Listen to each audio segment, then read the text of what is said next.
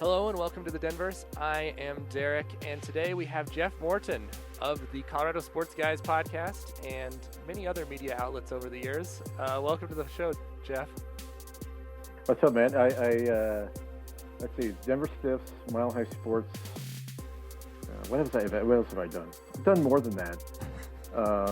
But Denver Stiffs, I was there. How long was I at Denver Stiffs? I see this is a sign of my age, is that I don't remember how long I was at Denver Stiffs. I think it was like 7 years. Yeah, that sounds about right. Because about 3 years ago I left. So yeah. In fact, next month it'll be 3 years. So yeah, man. And I think a lot of people know the story, but could you just sort of talk about how did you even get into covering the Denver Nuggets? Well, it's an interesting thing. I was a frequent commenter on FireGeorgeCarl.com and Pickaxe and Roll. Mm-hmm. Those were the only two Nuggets blogs. And on Fire George Carl, I was known for antagonizing Andy Feinstein deliberately. And on Pickaxe and Roll, it was more cerebral site. There was a fellow named Jeremy Wagner who ran Pickaxe and Roll, and suddenly Jeremy left Pickaxe and Roll, and he left the site to Nate Timmons. Okay, nice. In 2000, the Western Conference Finals years. So Nate was and Nate was covering by himself Pickaxe and Roll, which was a much bigger site than FireGeorgeCarl.com. Andy was doing that on WordPress, and it was just a homemade blog. If someone has a cached version of what it looked like, FireGeorgeCarl.com, and you would be stunned. Even early Denver Stiffs, you and Pickaxe and Roll, you would be stunned at how amateurish it looked. The blog technology has come a long way since then. But anyway, Nate took over. And then one day, I'll never forget it. One day, suddenly, FireGeorgeCarl.com went down.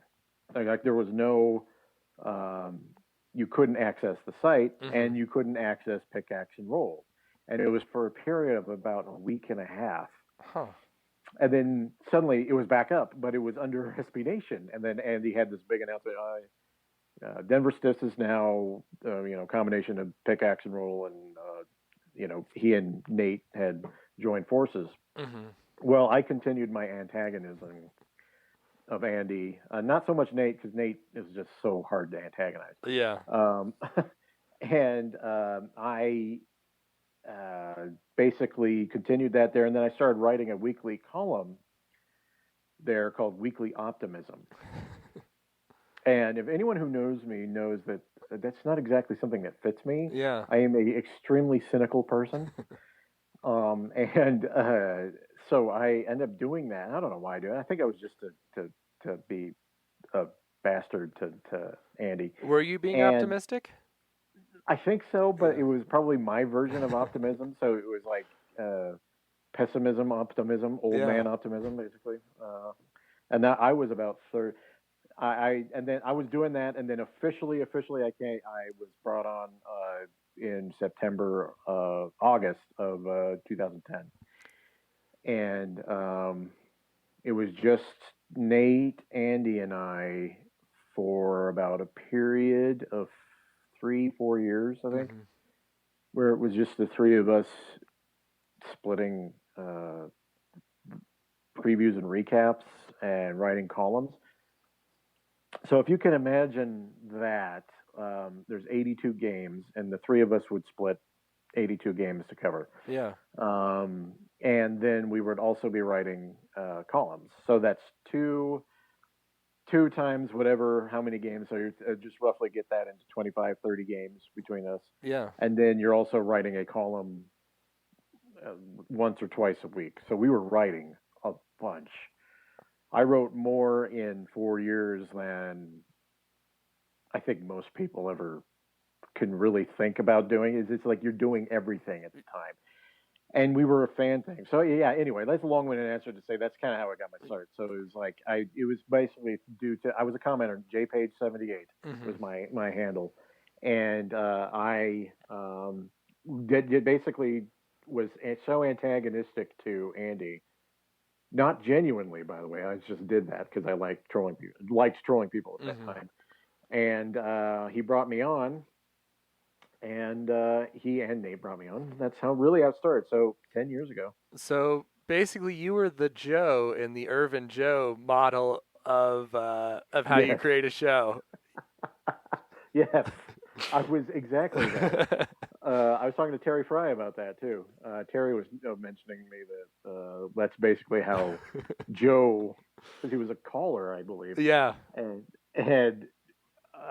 that's basically what it is. And like not being a caller, but just someone who was writing posts on blogs and just taking the piss out of, as the British would say, out of Andy for his ridiculous takes on Carmelo Anthony. It seems hard to believe in the era that we are that basically trolling could get you a job. Like from the trolls we see now, it's hard to see that being the way into a company.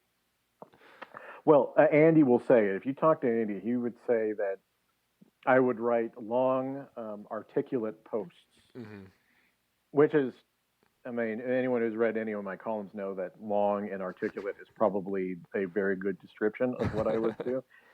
And so I displayed a flair for storytelling. And so that kind of, translated to writing. Yeah. I mean, and it's stunning to me, Derek, that in the time from when I started at Denver Stiffs to now, the amount of change of the media landscape and everything that comes with it is absolutely stunning to me. When I started, when Denver Stiffs was taking off, and that was about during the melodrama, which was 2010. How we were regarded then to where Denver Stiffs became by the time I left, night and day. Absolutely night and day. We were not considered to be anything related to media. Yeah. They didn't want anything to do with us. Well, and I think that it really tells you just how much the media landscape has changed, because like when you guys started, it was just when the Rocky Mountain News had closed. Yep. My dad worked for the news. Oh, nice. I mean, that's how I got my media flair. And boy, let me tell you something. Something died inside with him when I told him that I was working on a blog. He was not happy with me.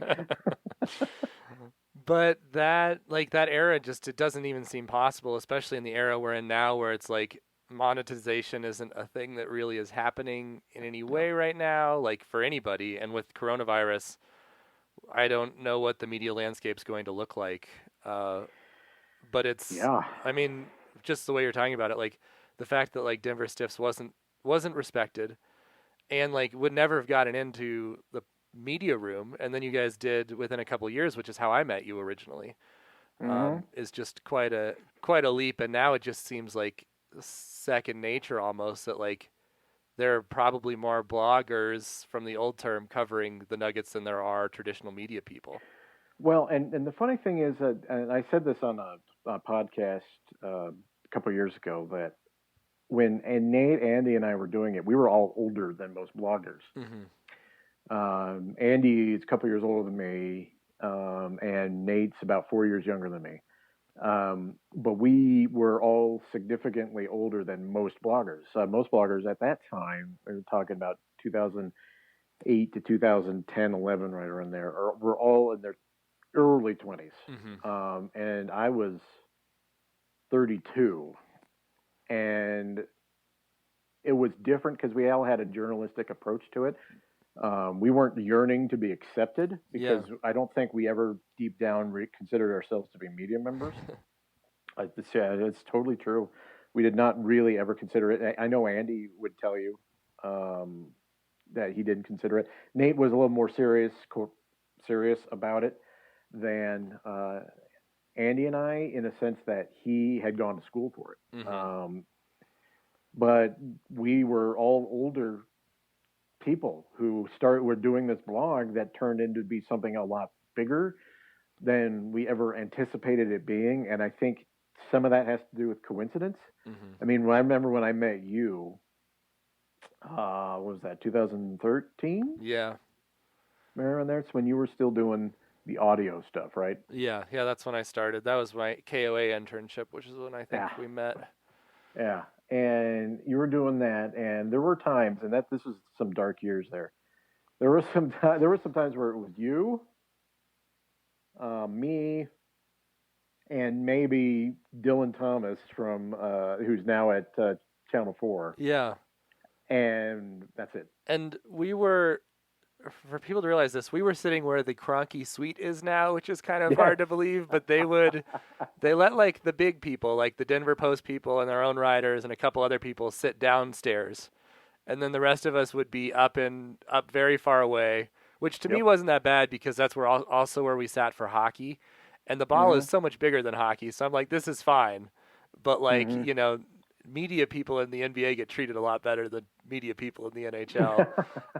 But yeah, it would just be us. I remember Sandy Clough, who we both admire a lot, would come sit with us every now and then. But it was a ragtag group.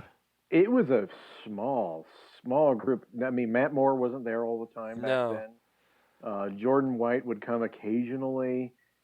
Nate would come occasionally. That's when Nate started phasing out of covering, and it really was. I mean, I was credentialed back in 2012, but Nate was the guy that went to the games, and we really didn't.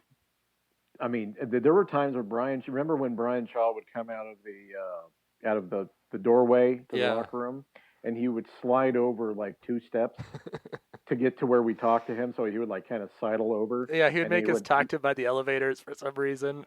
Yeah, and then he would have that piece of paper that he had the stats, and he would like rustle it and go, well, once again, and then whatever he was thinking about at the time, inevitably he would start complaining about Kenneth Fareed. Yeah, I'll never forget. Just it would eventually drift over to him complaining about Kenneth Fareed, just for whatever that was.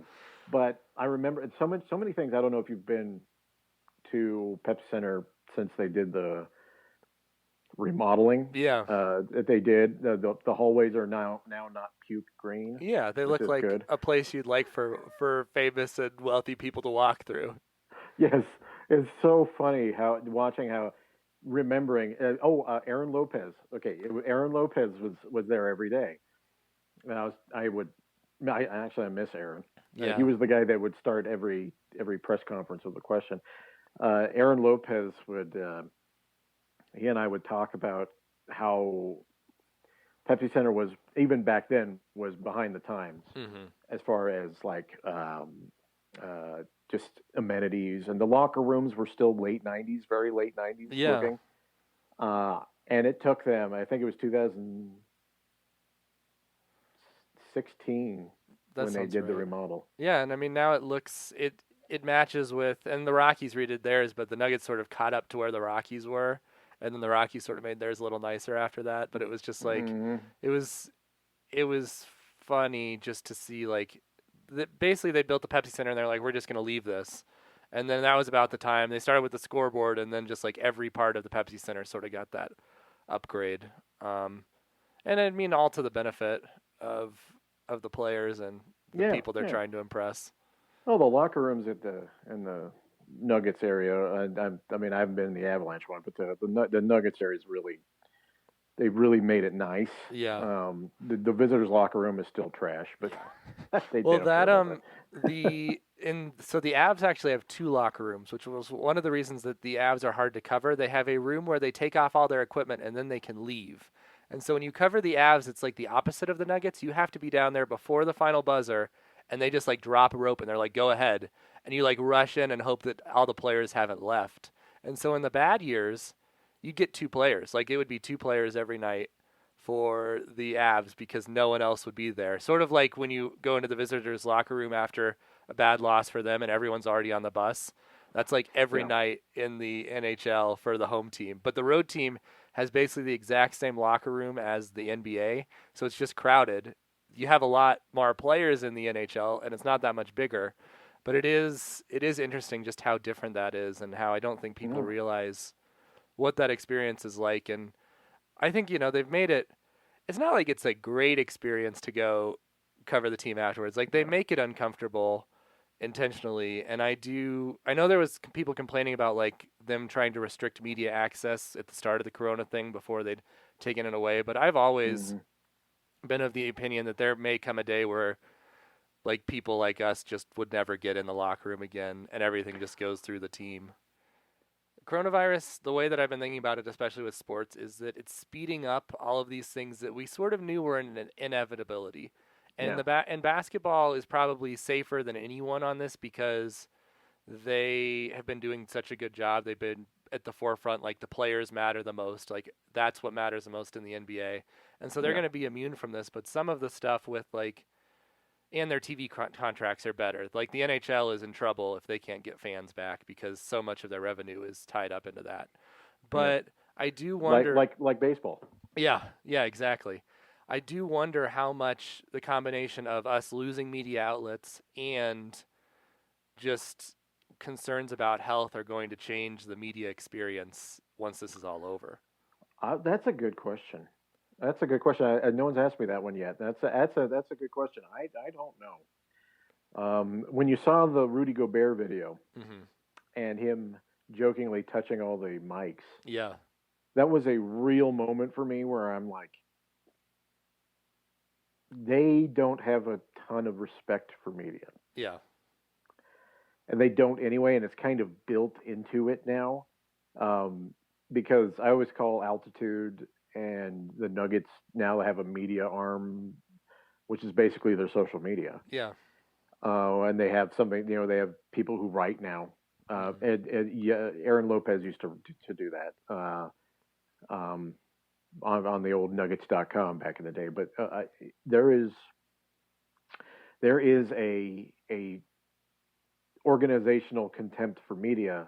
Now, it's probably, I've heard hockey is a little worse than the NBA is, but I think as far as like the way they've distanced themselves like that anyway, I think it's only a matter of time before they restrict media access to, you're not even able to go back in the locker room. Yeah, I think that may be over. Like, they may go to the podium. And when you're watching the Rudy Gobert thing, thankfully they put in place that they did the interviews at the podium, because what was he going to do to the media members if everyone was around him in a circle in the locker room? Oh, man. Like, and to that point, it is like unhealthy in a way. Like, yes, but it would just like the ability to go into the locker room and like, I mean, we all had our players that we just enjoyed talking to in whatever way that was. Like, that being able to build that connection may just be so harder, especially for people that don't go to the practice days.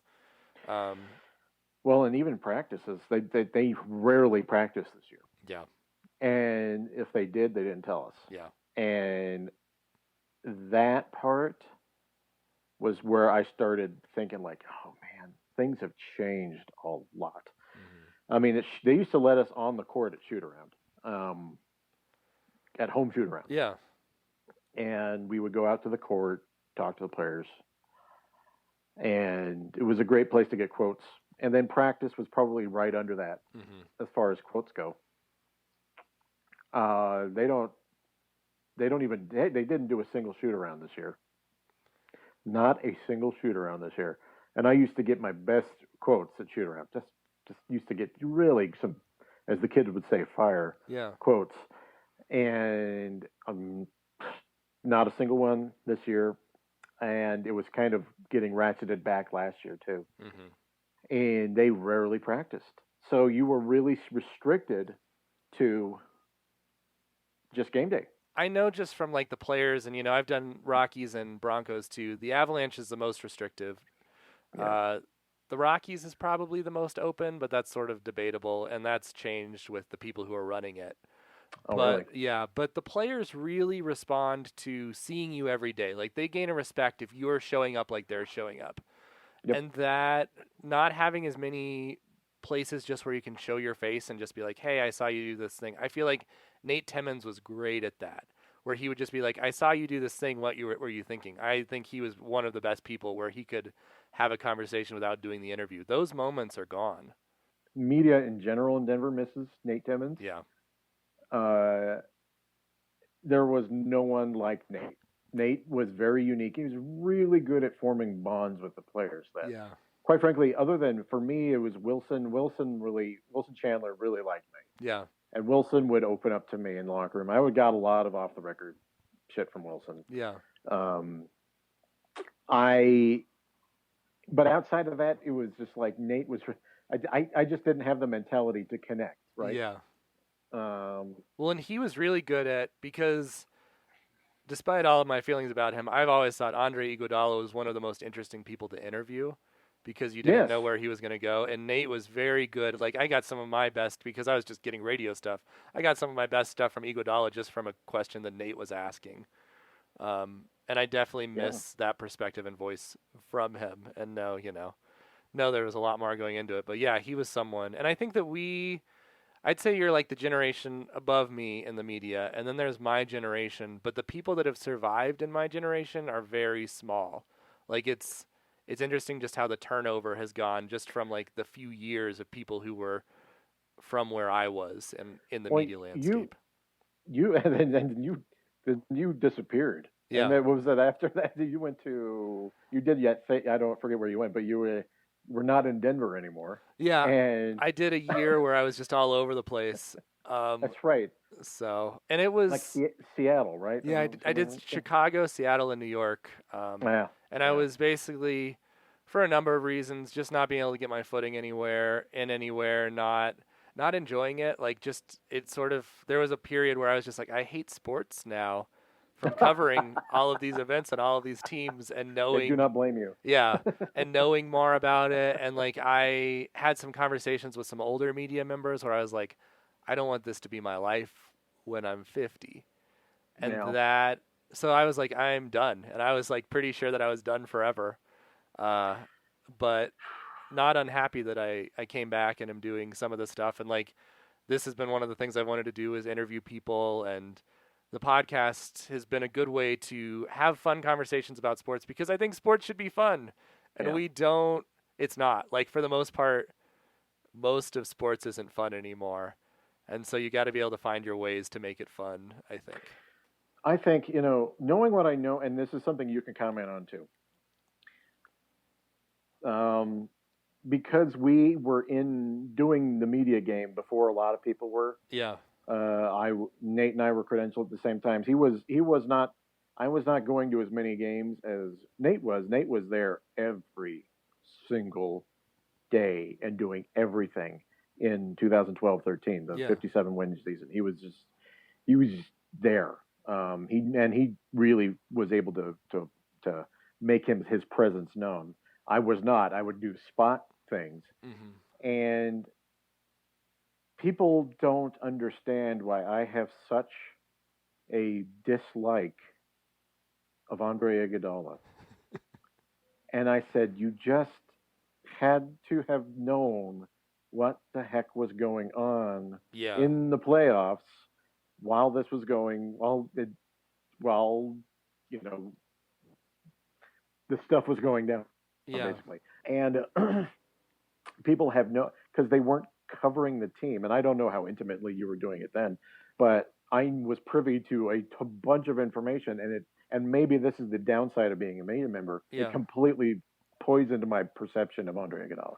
Yeah, and I mean, there are players, most of them are gone, where it's just like, I know a little too much, and some of it is just like knowing other people that know people, like especially some of the women we've known in the media and the way that players have treated them. That's always been a thing that I haven't enjoyed. But I remember, and I can't remember who it was against now, but I was sitting with you and Paul Klee. I think the Nuggets went to overtime, and Iguodala hit a shot. And that was a moment where we were all like, this team may be much better than we thought it was. And then within 3 months, George Karl had been fired, Masai Ujiri had left, Iguodala had left, and we were set up for the worst era of Nuggets basketball in 15 years, or 10 years. Oh, that was so bad. I don't... Covering that team in 2013 to whenever they fired Shaw was just hellacious. It was so bad.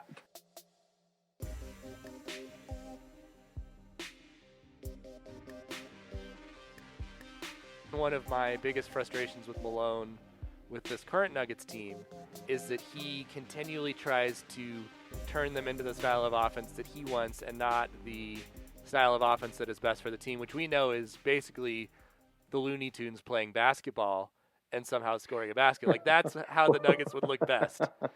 But that's uncomfortable for a head coach. Well, it's because you have to give up a tremendous amount of control. Yeah. You have to let it just happen. And especially defensive coaches are very reluctant to make that happen. Because defensive coaches tend to hate one thing above all others, turnovers. Yeah. They hate turnovers. And I think that applies to hockey, that applies to football. If you are, that's why defensive coaches tend to be so conservative on offense, because they hate anything that will put their defense in a bad position. Yeah. And Michael Malone is very much from the his dad was an assistant with the Bad Boys Detroit Pistons, and he really grew up around the Knicks. I think he started under Van Gundy as his really basketball career. And a lot of those coaches had the same philosophy. Turnovers bad. Yeah. So if we have a bunch of turnovers, it'll completely ruin us, and we'll lose by a lot because we're such a slow team. Yeah. They tended to say, like, we will limit as many possessions as possible to, like remember the way the Minnesota Wild played? Yeah. Where they would just all the trapping and the forechecking and all that stuff that they would do. And this is someone who, by the way, knows nothing about hockey. No, but I do remember this. You're right. It wasn't fun to watch. That's really all you need to know. That is a defensive approach. They would limit, quote unquote, the hockey version of possessions. And that is very much that. And Malone was known as a defensive coach. He was here's something that a lot of people don't know. They do know this, but they forget it. He was the lead assistant under Mark Jackson. Yeah. For the Golden State Warriors. And if you watch video of the Golden State Warriors from Mark Jackson's era, then you watch it to where Steve Kerr is, that ain't the same team. No. They played slow. They played deliberate basketball. They funneled everything to Andrew Bogut. It was a defensive, slow team. Fast forward to now, skipping his time with the Sacramento Kings, that is exactly the way Malone wants to play. Yeah. I think if he had his druthers, he would have a team like that. Yeah. But the way this Nuggets roster is constructed, it is meant to be free. Exactly what you were saying. Free playing, read, react, and get those people out. Not necessarily running, but running in a good, but playing fast too. Yeah, they can't run because of Jokic, but if they could, they would like to. Jokic wants to run. Yeah, he wants to play fast. He will. That's why you will see him do those baseball passes down the. He will once that it goes kind of the same way the Showtime Lakers with Kareem. Kareem would never leave the defensive end of the floor if there was a fast break going on. He would just park his ass there, and he would just wait for them to come back to him. Yeah. So Jokic isn't lazy like Kareem was by that point in his career, but he would also do those big outlet passes to start the break. Jokic wants to do that, and he's very good at that. But this team is they want to be free, and I guess not necessarily fast, but they want to be free. Yeah. And I think a lot of times this team feels like they're constrained. It's the best way to put it. Yeah, I mean, I know that consistency is hard in the NBA, but I think that the inconsistency about how the Nuggets play is the thing that is the most frustrating, and I think that at times Malone is the leader of that. Like, first of all, do you think there's any way that they could win playing Malone's way? And do you think that there's any way that Malone's going to change enough to allow them to play that freestyle? They can win if they play Malone's way, if they had a slightly different roster. If they had a couple more Paul Millsaps. Yeah. unfortunately, there is a shooting star on the roster named Michael Porter Jr. Yeah. Who would probably be best served in a very fast and free offense. Mm-hmm. And what you have seen with the Nuggets is the way the players are is counterintuitive to the way he wants to play. Yeah. But he has kind of adapted to it. But you can see the struggle, and the struggle is real. Mm-hmm. You could just see the frustration because he wants to do a certain thing. He wants to play a certain way. Yeah. He has every fiber of his being wants to be. I'll never forget. I wrote a column in 2015 when I was still engaged in writing, mm-hmm. and it was about Malone prior to just right after they announced that they were going to hire him. And I said he's going to have to adapt because you cannot play slow it down, not use your altitude basketball in Denver. And one of the first things Malone said at his opening press conference was that don't paint me into a corner. I am not some slow it down coach.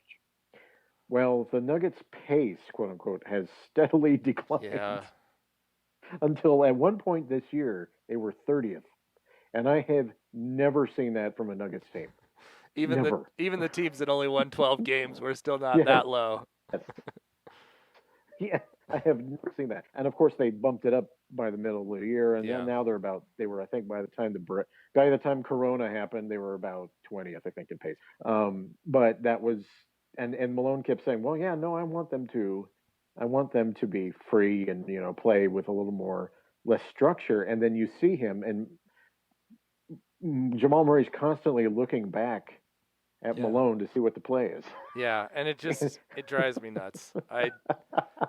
And I mean, I think the last couple of weeks before the season got postponed, I was just sort of like, I don't know what this team is at all. And that was starting to worry me because, I mean, we were a month away from the playoffs starting, and it was like, I have no idea what this team is, and I don't feel like they do. In some ways, I feel like if there was going to be a postponement, this was the good time for the postponement because I don't feel like they had themselves figured out this year. And whatever happens, if they end up doing a playoff or resuming the season in some way, whatever happens doesn't really count because it's at least in like if you're looking at a narrative of a season, like how much can you really base on a season where you took a 3-month break? Like, I think that you can just sort of throw that out no matter where you are, which in some ways might be good for the Nuggets because they can maybe, like, sneak in and maybe some teams won't be as prepared. But at the same time, like, it does feel like it just leaves a lot of question marks. Same thing with hockey. I just don't think they – and I'm not – and this is not me, someone who's running a multi-billion-dollar sports league. Yeah. But I just don't see how – they can continue the season. I just don't see how it's logical. I don't see how it's possible. I just don't see how you can go into it after a 3-month break and say, okay, we're just going to finish out the year and have it have any sort of level of respectability or anything like that without a giant asterisk behind it. The quality of play is going to be crap. Yeah. It's just going to be awful. These guys will be completely out of shape. It just doesn't make any sense. However, like I said, I am not someone who is running like in the NBA, $8 to $10 billion a year industry. Yeah. I can understand like wanting desperately to get that machine up and running. But I don't know, first of all, how you do it safely. And second of all, I just don't know how you can continue the year and make it legit. Yeah. I mean, I completely agree, but I think we saw the NBA's colors on this with the whole China situation. That they care more about the money, and I think that they will find a way if they can because the revenue from the playoffs is just such a big part of their total revenue. Oh, it's huge. By Major League Baseball too, a lot of their revenue comes from because like let's face it, because of the altitude dispute, Dick Monfort was scared into taking a really bad deal from AT&T. Yeah. I just that is a such a stunning lack of use of leverage that I have ever seen in my life. Yeah, even he was like, it's not a very good deal. And he's doing that, and I'm like, first of all, okay, you can comment on this more than I can. They've got the baseball experience thing going up next door, which who knows? It's probably going to end up printing money for them, like everything they do. Well, it's supposed to cover stadium renovations, so they basically have already allocated all of the money they expect to make there just on Coors Field. Really? Yeah, that was like their deal with the city. Was like, we'll extend the lease. You guys have to finance yourself, but we're going to give you this other piece of land. So hopefully they're going to make more than they need to keep the stadium up to date. But like they have that money sort of committed already. That's amazing. But I tell you what, that stadium, number one. Yeah. Out of everything. I mean, it is an attraction by itself. Yeah. When they made that thing, they made it right. As opposed to Pepsi Center and really mile high. I was going to call it Invesco. That tells you where my brain is.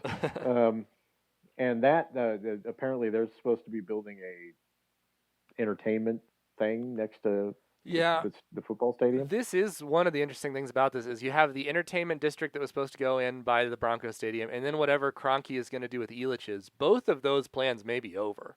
Like they may not, especially because I don't know how much you've been following Kroenke's stadium disaster in Los Angeles, but the bill tripled on how much money he thought he was going to have, and from what I've heard, his wealth is not that much higher than what he's now committed to that stadium. Like he's in actual trouble in some ways, especially now with the coronavirus. Well, he self-financed it, which was probably a bad decision. Yeah. I know what Stan is thinking. He likes owning things. Okay? Yeah. He doesn't like having partners. Yeah. There was a rumor years ago that Dick Monfort offered Stan Kroenke a part of the Rockies, and Stan said, "No, I don't want partners." Basically, is what he said. He wants to be and even though he's not the sole owner of the Nuggets and Avalanche, I don't know if people know this. Liberty Media still owns a small stake in the in the Avalanche and the Nuggets and Pepsi Center, which I was not aware of until I started doing some articles on it. But I do know that he owns Pepsi Center outright, but he doesn't own the land on it. And there has been very solid information that he used the equity in Pepsi Center to help fund the stadium in LA. Yeah. Which probably was not a good move in hindsight, but considering I think property values are about to start plummeting here in Colorado. But he basically is like in a lot of lending debt with this. It's not a good move. Well, Jeff, thanks so much for joining us. Where should people find you online? Well, CSG Podcast on Apple Podcasts, on Stitcher, on Pocket Casts. I post the link every day on my Twitter, which is @jmorton78, which was my original handle when I started it back in 2009. And I was king of Thornton for a long time, so people are like, "Where'd you go?" It's just, I'm not the king anymore. And that's where I am. So you can find me at @jmorton78 or just go to CSG Podcast on Apple Podcasts or wherever you find you get your podcasts. I have one last question. When are we getting the history of the Denver Nuggets book that I think you need to write? Well, I'm just waiting for that $1 million advance that I'm told that writers get.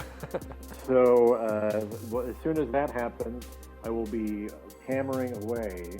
I will bring in Sandy Clough to help me out, and he and I will get going on this, and hopefully it'll come out in the next, 20, 25 years. Well, I think we're all anticipating it. I feel like you have you, along with Sandy, probably have a deeper knowledge of this than almost anyone still in the media right now. But thank you so much for your time. This has been no problem. the Denverse. I'm Derek. We'll talk to you soon.